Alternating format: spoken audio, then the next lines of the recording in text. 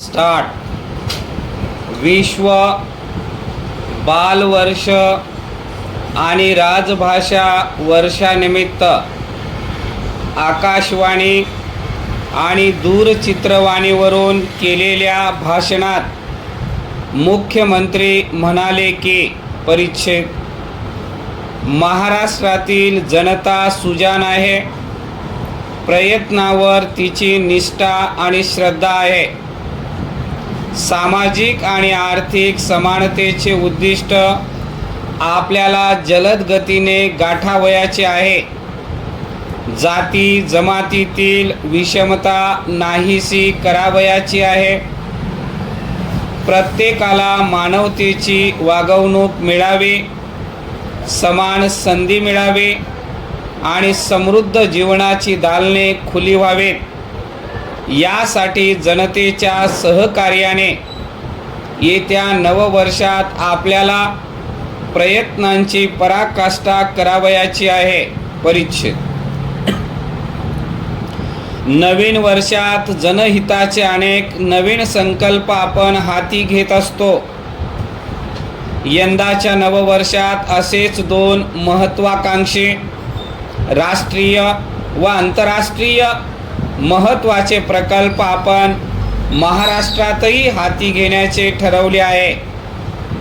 पहिला आहे भारतीय भाषांच्या विकासाचा राजभाषा वर्ष म्हणून महाराष्ट्रात मराठी भाषेला राजभाषा आणि लोकभाषेचा सन्मान मिळवून देण्यासाठी प्रयत्नांची गती वाढविण्यात येणार आहे।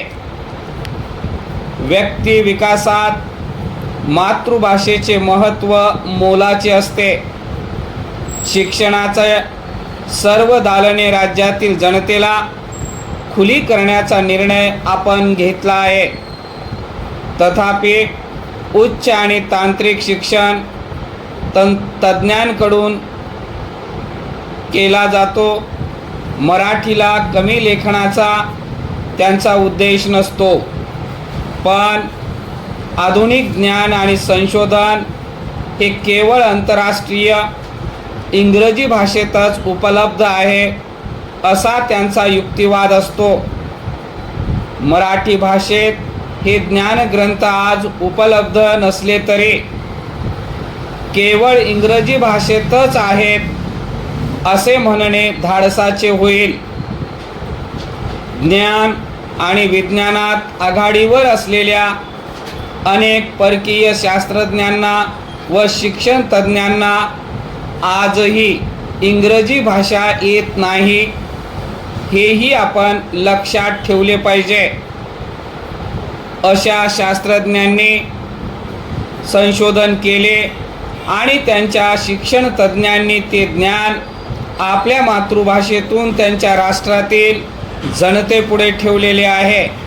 आणि म्हणूनच बुद्धिवादी विचारवंत आणि शिक्षण तज्ज्ञांना माझे आव्हान आहे की परकीय भाषेचा आदर ठेवा, पण महाराष्ट्रातील असंख्य मराठी भाषिकांना त्यांच्या मातृभाषेतून आधुनिक ज्ञान संशोधनाचे साधन सामग्री मराठी भाषेतून उपलब्ध करून देण्याचा कसोशीने प्रयत्न करा आणि मराठी भाषेला पुन्हा एकदा सन्मान प्राप्त करून देण्याचा प्रयत्न करा।